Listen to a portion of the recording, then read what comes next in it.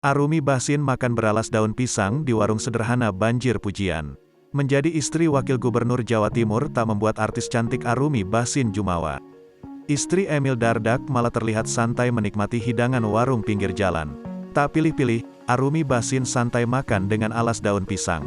Gaya Arumi Bachsin yang merakyat itu langsung tuai pujian warganet. Suami Arumi Bachsin, Emil Dardak, saat ini menjabat sebagai Wakil Gubernur Jawa Timur.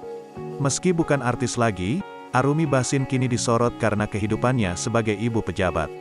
Tak sedikit warga yang suka dengan kerendahan hati Arumi Bachsin sebagai ibu pejabat.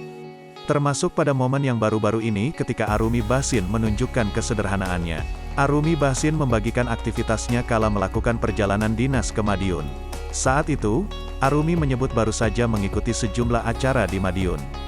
Tak kelupaan, Arumi menyempatkan waktunya untuk menyantap kuliner khas Madiun. Pada unggahan tersebut, Arumi Bachsin sedang duduk di kursi yang tersedia di warung sederhana. Arumi Bachsin tampil sederhana dengan balutan kerudung warna hijau. Rupanya, Arumi hendak menyantap makanan dengan alas daun pisang. Kendati tanpa piring, Arumi santai menyantap makanannya dengan lahap.